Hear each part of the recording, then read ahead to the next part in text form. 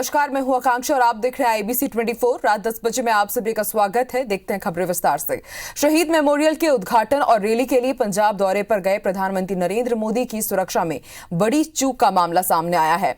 PM Modi के रास्ते में आए कुछ प्रदर्शनकारियों की वजह से उनके काफिले को एक ब्रिज पर 20 मिनट तक रुकना पड़ा। रास्ता खाली नहीं हुआ तो पीएम मोदी का दौरा रद्द हो गया और वो वापस लौट आए। पंजाब सरकार ने इसके लिए खेद जताया और जांच की बात कही है। वहीं बीजेपी ने इसे राज्य सरकार का खूनी इरादा बताया। ये रिपोर्ट देखिए आप।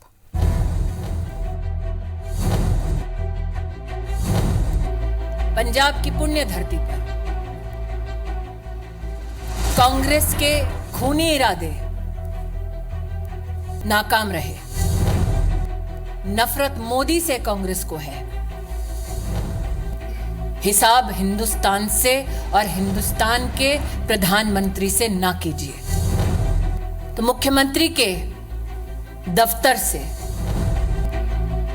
किसी ने भी संवाद नहीं किया कि देश के प्रधानमंत्री को मौत की कगार पर ले गए थे। केंद्रीय मंत्री स्मृति ईरानी और पूरी बीजेपी का ये गुस्सा पीएम की सुरक्षा में हुई भारी चूक की वजह से है। पंजाब के फिरोजपुर में एक शहीद मेमोरियल जा रहे पीएम मोदी के काफिले को रास्ते में फ्लाईओवर पर 20 मिनट तक रुकना पड़ा। आगे कुछ प्रदर्शनकारी सड़क रोक कर बैठे थे। पीएम ने 20 मिनट तक रोड क्लियर होने का इंतजार किया और फिर रास्ते से वापस लौट आए, जिसके बाद बीजेपी ने कांग्रेस और पंजाब सरकार की साजिश बताया है। जिन लोगों ने प्रधानमंत्री की सुरक्षा को भंग किया, उन लोगों को प्रधानमंत्री की गाड़ी के पास तक, उस स्थल तक किसने और कैसे पहुंचाया? देश की करोड़ों करोड़ जनता का आशीर्वाद माननीय प्रधानमंत्री श्रीमान नरेंद्र मोदी जी के साथ है। भगवान को धन्यवाद कि उनका जीवन सुरक्षित है, वरना कांग्रेस की सरकार और गांधी परिवार ने तो कोई कसर नहीं छोड़ी थी। उनकी सुरक्षा के साथ जो खिलवाड़ किया गया वो इस देश में पहले कभी नहीं हुआ। किसी भी साजिश को सफल नहीं होने देगा। कांग्रेस को और पंजाब सरकार को देश की जनता से माफी मांगनी चाहिए। देश के संवैधानिक प्रमुख के रूप में देश के प्रधानमंत्री जी की सुरक्षा के साथ किए गए खिलवाड़ के लिए उन्हें देश की जनता से माफी मांगनी चाहिए। ऐसी रिपोर्ट आई है कि वापस बठिंडा एयरपोर्ट पर लौटने के बाद पीएम मोदी ने पंजाब सरकार के अधिकारियों से कहा, अपने सीएम को थैंक्स कहना कि मैं बठिंडा एयरपोर्ट तक जिंदा लौट पाया। कि लौटते वक्त प्रधानमंत्री जी ने, शायद मीडिया में कुछ लोगों ने इसको रिपोर्ट किया है, कि चन्नी जी के लिए संदेश दिया कि जिंदा लौट रहा हूं। इस घटना के बाद गृह मंत्रालय ने पंजाब सरकार से जवाब मांगा है। साथ ही जिम्मेदार अधिकारियों पर कार्रवाई करने के भी निर्देश दिए हैं। हालांकि सुरक्षा संकट के बीच इस पर राजनीति भी शुरू हो गई है। कांग्रेस के कुछ नेता इसे भीड़ नहीं जुटा पाने की वजह से पीएम का वापस जाना बता रहे हैं। वहीं पंजाब के सीएम ने कहा कि हमें किसानों को रोकने की काफी कोशिश की, लेकिन कुछ लोगों ने सड़क को ब्लॉक कर दिया। इसकी वजह से प्रधानमंत्री को वापस जाना पड़ा। इसका हमें खेद है और इसकी भी जाँच कराएंगे। नहीं था, इस रोड पे हमारा रूट प्लान नहीं था। अचानक कुछ लोग आकर बैठ गए हैं और उनको उठाया प्यार से जा सकता था। कोई किसी तरह का खतरा या हमला नहीं हुआ है। तो फिर भी जो सिक्योरिटी लैप्सेस हुए हैं, अगर ये हैं तो हम इसकी इंक्वायरी भी कराने के लिए तैयार हैं और कराएंगे। उनकी टीम ने फैसला वापस जाने के ले लिया, जबकि हेलीकॉप्टर से जा सकते थे, अदर रूट से भी जा सकते थे, लेकिन वो वापस गए हैं। हमें इस चीज़ का खेद है, हमें पीड़ा है। मुश्किल से 15 मिनट प्रधानमंत्री जी रुके होंगे। उनको बहाना मिल गया कि अब क्योंकि रैली में तो एक आदमी है नहीं, वहां तो अमरिंदर सिंह जी बैठे हैं, जो 10,000 के करीब सिक्योरिटी पर्सनल है वो बैठे हैं, और 2-4-5 हजार बीजेपी के लोग बैठे हैं, इसलिए रैली में अब कोई है नहीं तो वापिस। पंजाब के पूर्व सीएम कैप्टन अमरिंदर सिंह ने इस घटना के बाद राष्ट्रपति शासन लगाने की मांग कर दी है। दूसरे नेता भी इसे संवेदनशील मसला बता रहे हैं। पाकिस्तान की सीमा से लगे पंजाब में चुनाव से ठीक पहले इस तरह की स्थिति पीएम के साथ ही देश और प्रदेश के लिए ठीक नहीं है। इसके लिए जिम्मेदारी तय करके ही आगे ऐसी परिस्थितियों से बचा जा सकता है। Bureau report, IBC 24। बीरगांव के बाद आज रिसाली नगर निगम में भी हुए चुनाव में कांग्रेस ने बाजी मार ली है और कांग्रेस पार्षद शशि सिन्हा रिसाली नगर निगम की पहली महापौर बन गई। वहीं केशव बंछोर रिसाली नगर निगम के पहले सभापति बन गए हैं। इसी तरह मुंगेली नगर पालिका और खैरागढ़ नगर पालिका के साथ ही भोपालपट्टनम नगर पंचायत में भी कांग्रेस को ही जीत मिली है। ये रिपोर्ट देखिए। खुशियों से खिले ये चेहरे और जश्न की ये तस्वीरें रिसाली, मुंगेली, खैरागढ़ और भोपालपट्टनम में कांग्रेस की जीत की है। सभी जगह कांग्रेस अपना मेयर, सभापति, अध्यक्ष और उपाध्यक्ष बनाने में कामयाब हो गई। कांग्रेस पार्षद शशि सिन्हा रिसाली नगर निगम की पहली महापौर बन गई। भाजपा ने शशि सिन्हा के खिलाफ रमा साहू को महापौर का प्रत्याशी बनाया था, जिसे सिर्फ 9 वोट ही मिले, जबकि शशि सिन्हा ने 27 वोट हासिल कर आसानी से मेयर पद पर कब्जा किया। वहीं निर्दलीय पार्षद सुनंदा चंद्राकर को 4 वोट मिले। सभापति के पद पर भी कांग्रेस का ही कब्जा हुआ। कांग्रेस पार्षद केशव बंछोर रिसाली नगर निगम के पहले सभापति बन गए। उन्हें भी 27 वोट मिले, जबकि भाजपा के सभापति पद के प्रत्याशी धर्मेंद्र भगत को 13 वोट मिले। इससे पहले नगर निगम के नवनिर्वाचित 40 पार्षदों ने गृह मंत्री ताम्रध्वज साहू, संसदीय सचिव विकास उपाध्याय और सांसद विजय बघेल की मौजूदगी में शपथ लिया। मंत्री महोदय को देंगे, हम जनता को देंगे जीत के सिरे। विकास कार्य तो हो रहा है, आप करेंगे और विकास कार्य। आपने सोचा था आपका नाम फाइनल कर दिया जाएगा? नहीं, मैं नहीं सोची थी। सडनली बताया गया आपको? हाँ, सडनली बताया गया। इसका सबसे बड़ा बात ये है, माननीय मुख्यमंत्री भूपेश बघेल जी ने हमारे निवेदन को स्वीकार करके नया नगर निगम बनाया। ये बड़ी बात थी 1 साल के अंदर। फिर हम लोगों ने लगभग 100 करोड़ का काम 1.5 साल के अंदर किया। जनता में उसका भी असर गया। हमारे कांग्रेस के सभी पदाधिकारियों ने दिन रात मेहनत किया, उसका भी असर रहा। इधर खैरागढ़ नगर पालिका में भाजपा और कांग्रेस के अध्यक्ष पद के उम्मीदवार को बराबर 10-10 वोट मिले। लिहाजा लॉटरी सिस्टम से हुए फैसले में कांग्रेस को जीत मिली। यहाँ कांग्रेस पार्षद शैलेंद्र वर्मा अध्यक्ष और अब्दुल रज्जाक खान उपाध्यक्ष बने। हालांकि भाजपा ने चुनाव प्रक्रिया पर सवाल उठाते हुए गड़बड़ी की आशंका जताई। इसी तरह मुंगेली में कांग्रेस पार्षद हेमेंद्र गोस्वामी नगर पालिका के अध्यक्ष बने हैं। उन्होंने बीजेपी पार्षद गायत्री आनंद दिवांगर को हराया। बीजापुर के भोपालपट्टनम नगर पंचायत के अध्यक्ष और उपाध्यक्ष दोनों पद पर कांग्रेस का कब्जा हुआ। यहाँ कांग्रेस की रिंकी कोरम अध्यक्ष बनी और उपाध्यक्ष पद पर संतोष बोरे काबिज हुए। पहले मुझे 15 दिन जो अवसर मिला था कार्य करने का, उससे यहाँ की जनता ने विकास के कार्य को देखा, काम करने के तरीकों को देखा। निश्चित तौर पे शहर में भी बहुत सारी 2 साल से जो काम विकास कार्य रुके हुए हैं, उस कार्य को पूरा करना एवं 3 साल जो बचे हुए समय में अपनी उपलब्धि दिखाना और जनता का आशीर्वाद लेना, यही मेरा उद्देश्य है। मुख्यमंत्री के काम पर विश्वास जताया और जनता ने हमको यहाँ बराबरी पर लाया, इसलिए ईश्वर ने हमको आज जीत दिलाई और अध्यक्ष उपाध्यक्ष दोनों में ईश्वर की कृपा से और भूपेश बघेल जी के काम से हमने जीत दर्ज की है। पूरी प्रक्रिया से सबको दूर रखा गया, मीडिया को दूर रखा गया। ऐसा तो कभी होता नहीं कि मीडिया को दूर रखा जाए। साफ समझ में आता है कि जो लॉटरी की प्रक्रिया की गई है उसमें कहीं न कहीं कोई न कोई षड्यंत्र है। 6 जनवरी को भिलाई नगर निगम में और 7 जनवरी को जामुल में मेयर, सभापति, अध्यक्ष और उपाध्यक्ष का चुनाव होना है। हालांकि पार्षदों की संख्या के मुताबिक भिलाई में कांग्रेस और जामुल में भाजपा की ही सरकार बनना लगभग तय है। फिर भी दोनों दल दोनों जगह पर कब्जे के लिए सियासी समीकरण बनाने में लगे हैं। Bureau report, IBC 24। बढ़ते आगे कोरोना अपडेट आपको दे दे। छत्तीसगढ़ में आज कोरोना के 1615 नए मरीज मिले हैं और छत्तीसगढ़ में आज 29 लोग भी स्वस्थ हुए हैं। पिछले 24 घंटे में 37,393 टेस्ट हुए हैं। छत्तीसगढ़ की जो पॉजिटिविटी रेट है अब वो 4.32 तक जा पहुंची है। 24 घंटे में 1 मरीज की मौत भी हुई है। तो छत्तीसगढ़ में लगातार कोरोना के आंकड़े बहुत तेजी की रफ्तार के साथ आगे बढ़ रहे हैं। आज 29 लोग स्वस्थ हुए हैं तो वहीं 1615 नए कोरोना मरीज सामने आए हैं।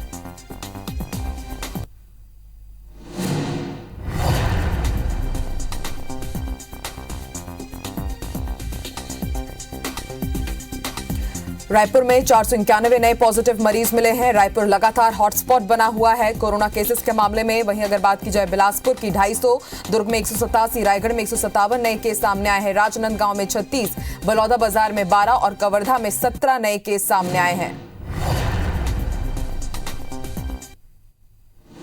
और अब बारी मध्य प्रदेश की कोरोना अपडेट की। मध्य प्रदेश में आज 594 नए केस मिले हैं। वहीं पिछले 24 घंटे में एक मरीज की मौत हुई है और आज 78 मरीजों को डिस्चार्ज किया गया है। मध्य प्रदेश में अब तक 7,95,363 मरीज संक्रमित हो चुके हैं कोरोना के कारण। और फिलहाल अगर एक्टिव केसेस की बात की जाए तो एक्टिव मरीजों की संख्या 1,544 है। आज 8,43,931 लोगों को वैक्सीन की डोज भी लगाई गई है मध्य प्रदेश में।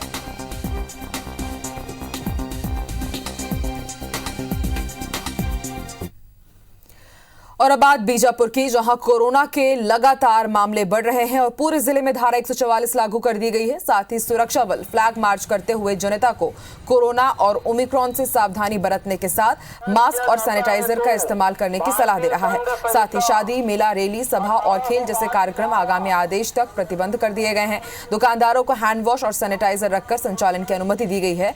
साथ ही जिला प्रशासन ने जिले की सीमा राज्यों को सील कर कोविड की जांच के बाद ही जिले में प्रवेश की अनुमति दी जा रही है। पिछले एक हफ्ते से जिले में कोरोना के मरीज 2 दर्जन के पास पहुंच गए हैं। इस वक्त मैं बीजापुर जिले के सीमा सरहदी इलाका महाराष्ट्र और तेलंगाना के सीमा पर खड़ा हूं, जहां पर सीमा में आए दिन कोरोना की जांच की जाती है और अधिकतर लोग यहाँ बीजापुर जिले के सरहदी इलाका महाराष्ट्र और तेलंगाना होने की वजह से लोग यहाँ से आना जाना करते हैं, जिसका कोरोना जांच के बाद ही छत्तीसगढ़ में प्रवेश किया जाता है। आज आइए जवान से पूछते हैं कि डेली कितने लोग आते हैं और किस टाइप का जाँच की जाती है। सर 150 से 200 जन आते हैं तेलंगाना और महाराष्ट्र से, यहाँ कोरोना टेस्ट करके अपना छत्तीसगढ़ राज्य।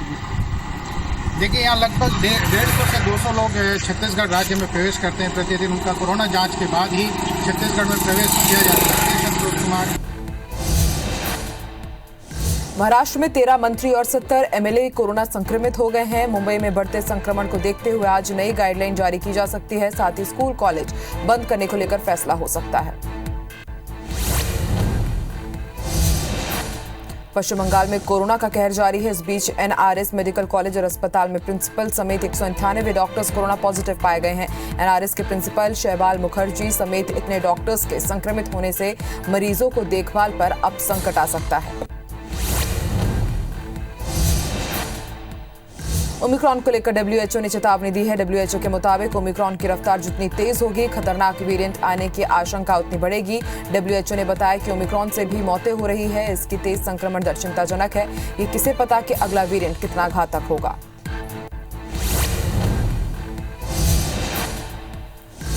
देश में वैक्सीन को लेकर भी स्वास्थ्य मंत्रालय ने जानकारी साझा की है। स्वास्थ्य मंत्रालय के मुताबिक राज्यों और केंद्र शासित प्रदेशों को वैक्सीन की करीब 153 करोड़ 61 लाख से ज्यादा डोज उपलब्ध कराई गई है। राज्यों और केंद्र शासित प्रदेशों के पास अभी 19 करोड़ 10 लाख से ज्यादा डोज उपलब्ध हैं।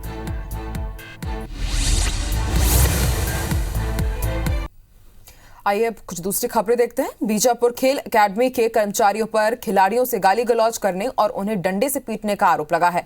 घटना के बाद पीड़ित नाबालिग छात्रों ने इसकी सूचना खेल अधिकारी को दी।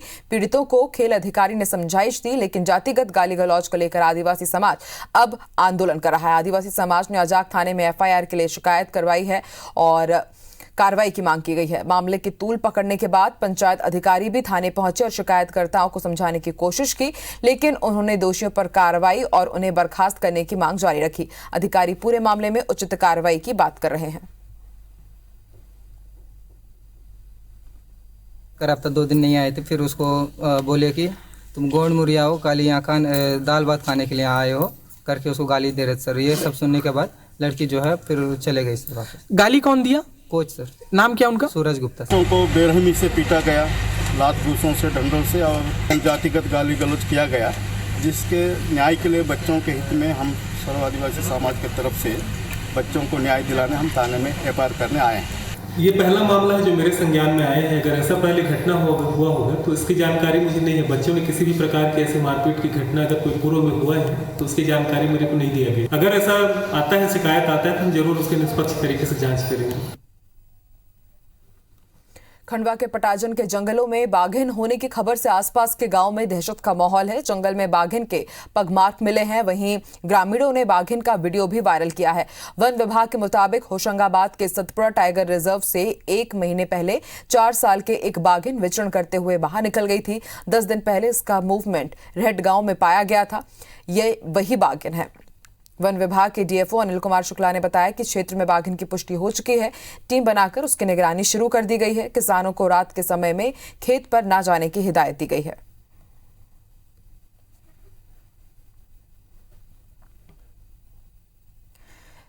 दतिया में सफाई कर्मियों और पुलिस के बीच विवाद बढ़ता ही जा रहा है। दरअसल मंगलवार को नगरपालिका की कचरा गाड़ी के ड्राइवर के साथ पुलिस ने मारपीट कर दी थी। इससे नाराज सफाई कर्मियों ने राजगढ़ चौराहे पर चक्का जाम करते हुए धरना दिया। जैसे तैसे विवाद सुलझा ही था कि मृत गाय को लेकर जा रहे सफाई कर्मी के साथ फिर से पुलिस ने मारपीट कर दी। इससे गुस्साए सफाई कर्मी अनिश्चितकालीन हड़ताल पर चले गए। सफाई कर्मियों ने नारेबाजी करते हुए नगरपालिका की तालाबंदी भी कर दी और कोतवाली थाना प्रभारी को हटाने की मांग की थी। बता दें कि सफाई कर्मियों के हड़ताल पर जाने से शहर में जगह जगह कचरा फैला हुआ है, जिससे लोगों को परेशानी का सामना करना पड़ रहा है।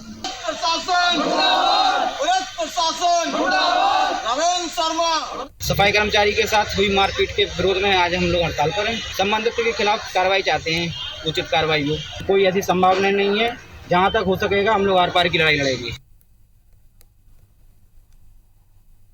मंदसौर में पशुपतिनाथ मंदिर के पास सहस्त्र शिवलिंग की स्थापना से पहले शिवलिंग पर वज्रलेप किया जा रहा है। कोलकाता से आई पुरातत्वविद श्रेयान बनर्जी और उनकी टीम पिछले 22 दिनों से वज्रलेप कर रही है। ये लेप मूर्ति को करीब 25 साल तक क्षरण से बचाएगा। वहीं शिवलिंग देख पुरातत्वविद टीम हैरान है। उनका कहना है कि ये रेयर पत्थर है। उन्होंने आज तक इस तरह का कोई पत्थर नहीं देखा है। ये कई वैरायटी के पत्थरों से मिलकर बना है। करीब 1,500 से 2,000 साल पुराना शिवलिंग है। पत्थर को तराश कर सहस्त्र शिवलिंग का निर्माण किया गया है। पशुपतिनाथ मंदिर के निकट सहस्त्र शिवलिंग मंदिर का निर्माण किया जा रहा है। मंदिर के भीतर का निर्माण पूरा होने के बाद सहस्त्र शिवलिंग प्रतिष्ठित किया जाएगा।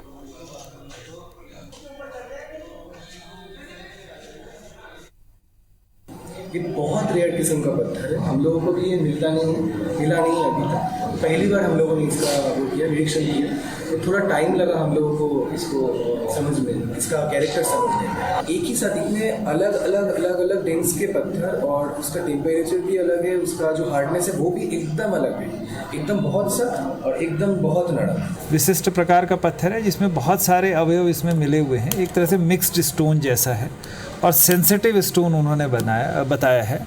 और इस तरह के स्टोन पे भगवान की मूर्ति उन्होंने सामान्य तौर पे नहीं देखी थी। और जो विशेषज्ञों का कहना था कि 2-3 नदियों के संगम स्थल पे इस तरह का डिपोजिशन होता है और फिर वहाँ इस तरह का रॉक फॉर्मेशन होता है। बलरामपुर जिले के रामानुजगंज वन परिक्षेत्र में हाथियों के आतंक से ग्रामीण दहशत में हैं।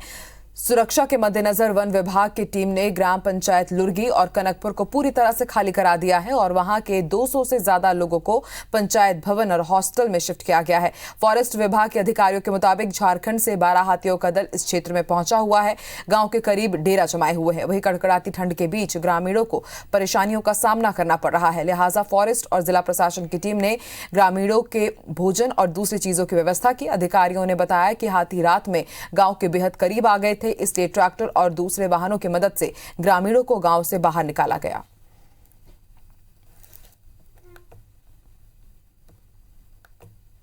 जब हाथियों का प्रवास हुआ था पहले दिन और लुर्गी ग्राम पंचायत के अंतर्गत 7 मकानों में क्षति पहुंचाई गई थी, तो रेंजर साहब ने सभी लोगों को दूसरे दिन से काफी सतर्कता बरतते हुए ग्राम पंचायत में शरण दी है। सारी व्यवस्था की गई, उनके रहने खाने या और भी बिस्तर वगैरह की व्यवस्था।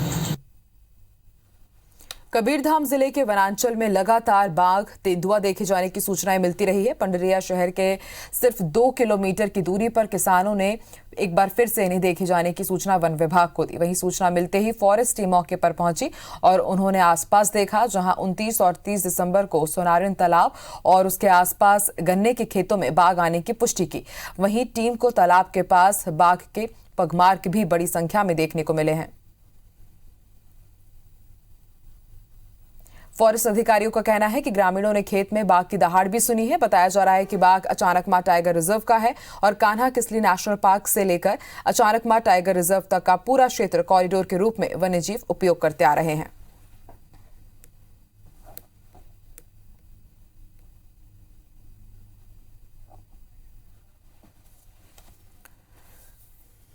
और रात 10 बजे में फिलहाल इतना ही। आप देखते रहिए IBC 24। नमस्कार।